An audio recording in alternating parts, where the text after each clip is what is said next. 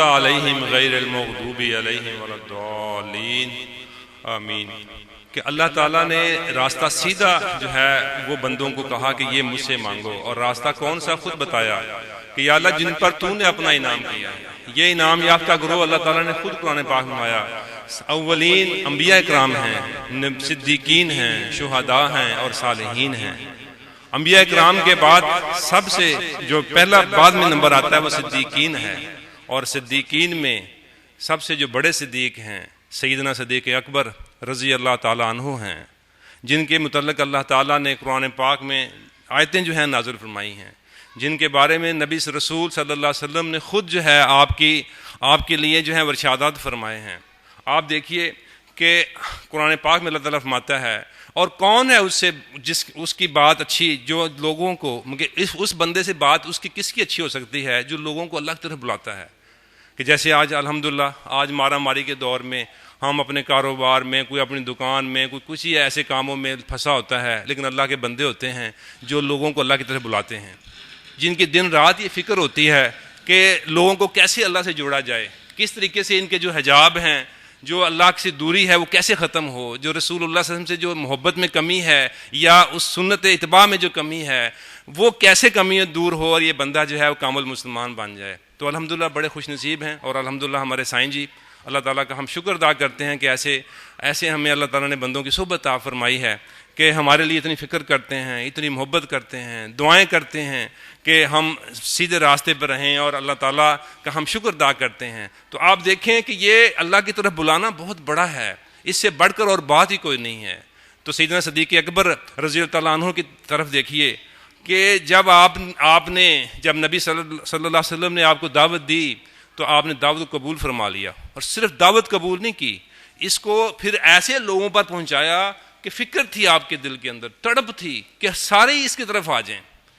عشرہ مبشرہ جو صحابہ کرام جن کو نبی صلی اللہ علیہ وسلم نے دنیا میں رہتے ہوئے جنت کی بشارت دے دی، جس میں حضرت عثمان رضی اللہ تعالیٰ عنہ ہیں، حضرت زبیر بن عوام رضی اللہ تعالیٰ عنہ ہیں، جس میں حضرت عبیدہ بن جراح رضی اللہ عنہ ہیں. مراد ہے کہ بڑے بڑے جو صحابہ کرام ہیں وہ آپ حضرت سیدنا صدیق اکبر رضی اللہ تعالیٰ عنہ کی جو ہے وہ دعوت پر اسلام قبول انہوں نے کیا. آپ دیکھیں جب نبی صلی اللہ علیہ وسلم نے فرمایا کہ بلال کو کون خریدے گا، کیونکہ حضرت بلال سے آپ کی بڑی محبت ہے، اور وہ بلال کا جو اس وقت کافر جو مالک تھا وہ بڑا ظلم کرتا تھا. تو سیدنا صدیق اکبر رضی اللہ عنہ اپنے گھر گئے، بہت بڑے تاجر تھے سیدنا صدیق اکبر رضی اللہ عنہ، بہت بڑے تاجر تھے.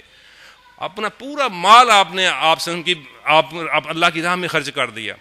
آپ نے فرمایا آپ کا ایک قول ہے یا رسول اللہ صلی اللہ علیہ وسلم، بس صدیق یہ چاہتا ہے کہ صدیق کی آنکھیں ہوں اور رسول اللہ علیہ وسلم کا چہرہ مبارک ہو، صدیق کا مال ہو اور آپ خرچ کریں، صدیق کی اولاد ہے اور آپ پر جو ہے وہ بس باری باری ہو کہ آپ پر قربان ہو، کہ مال دیکھیں جان مال اولاد سب کچھ آپ پر قربان ہو، اور آپ نے قربان کر کے دکھا دیا. تو ایک روایت میں آتا ہے کہ جب نبی صلی اللہ علیہ وسلم نے یہ کہا کہ کون خریدے گا بلال کو، تو سیدنا صدیق اکبر اپنے گھر میں جاتے ہیں اور کہتے ہیں، ایک روایت میں آتا ہے کہ آدھا کلو سونا لیا اپنے گھر سے، آدھا کلو سونا لے کے اس کے مالک کے پاس گئے اور کہا کہ بلال کو بیچے گا. وہ تو آگے تنگ تھا، کہا ہاں بیچوں گا.